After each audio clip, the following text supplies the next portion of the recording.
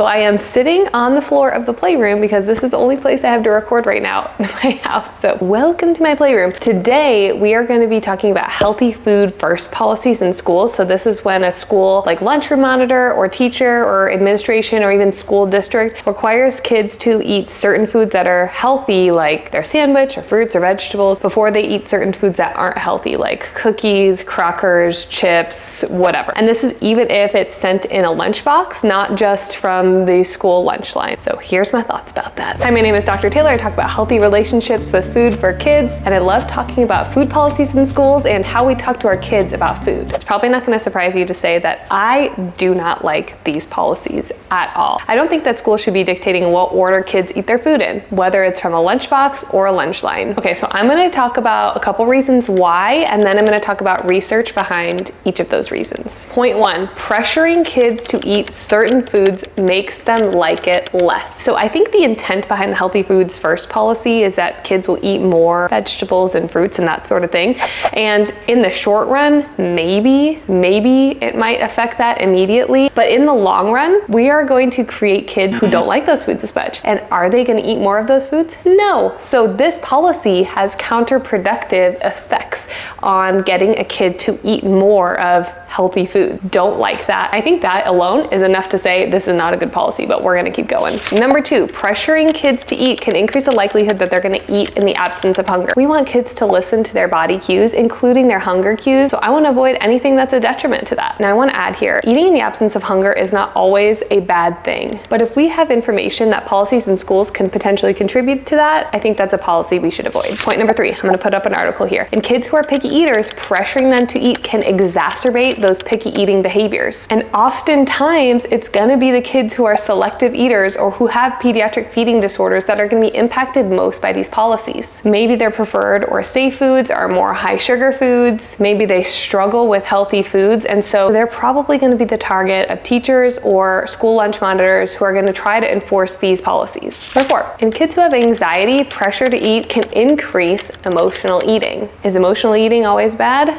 No, but it can be problematic if that's one of our only coping tools. And a school causing an increase in emotional eating is not a good thing.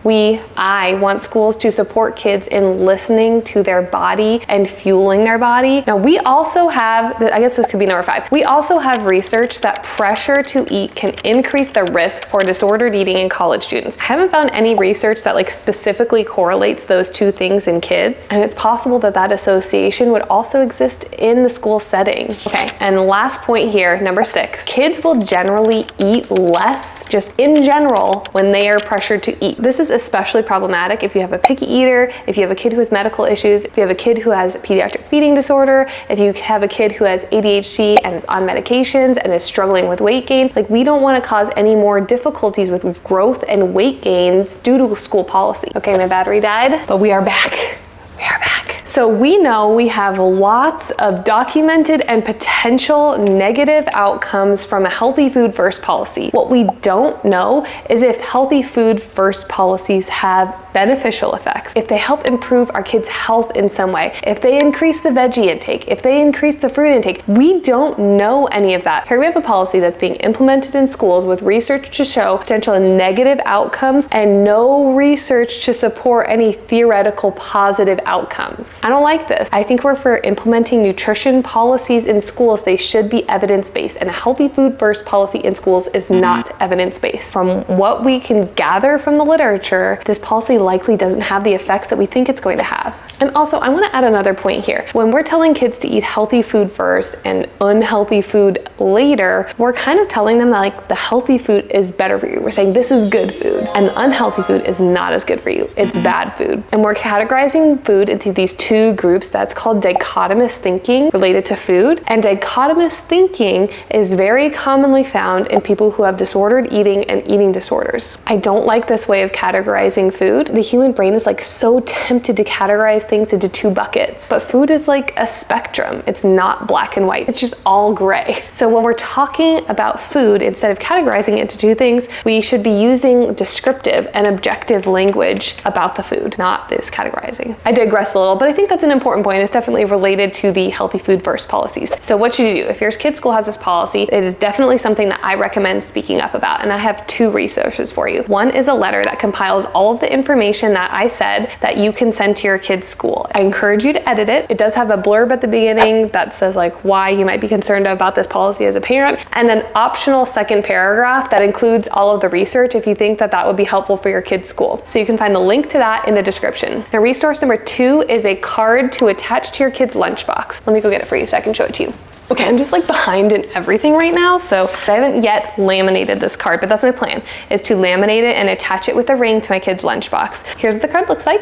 I'll put it right here. It says, I'm practicing intuitive eating. Please allow me to choose what foods to eat and what order to eat them in. And then on the back, it says things like, please don't ask them to eat veggies or healthy food first. Please don't ask them to eat sweet foods last. Please don't pressure them to take bites of certain foods or pressure them to eat anything from their lunch. So, twofold, send the letter to school and include this card on your kid's lunchbox. If you're a teacher watching this, I want you to know how appreciated you are. And if you're a parent watching this, I encourage you to step into the teacher's shoes before you send or do anything. Because I have heard from a lot of teachers about this topic, and here's some of the things they've told me. 1, oftentimes it's not the teachers in the lunchroom monitoring lunches. So even if you notify the teacher, you may need to ask for other people to be notified, because sometimes there's like lunch monitors while the teachers are taking their own lunch break. So those lunch monitors might be the ones watching your kid at lunch. So if you talk to your teacher, ask them if there's anybody else that you need to talk to in order to make sure that this is implemented with your kid.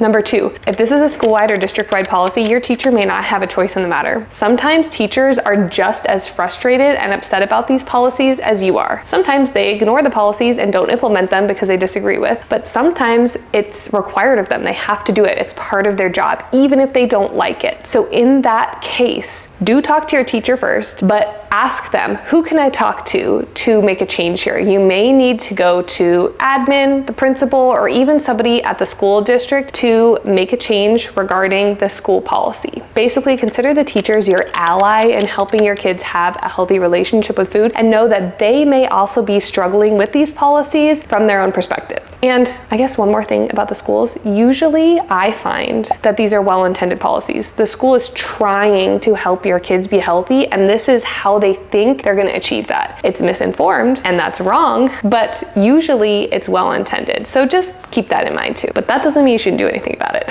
I hope this was helpful. Make sure to like this video and subscribe so the algorithm brings you back here if you wanna hear more about healthy relationships with food for kids, nutrition in schools, and how to talk to your kids about food. Drop any questions you have in the comments below, and you can feel free to send this to your kid's teacher, to your kid's school, if they need more information to guide their nutrition policies, or if they're looking for more information from you. Thanks for watching, and stay tuned for more.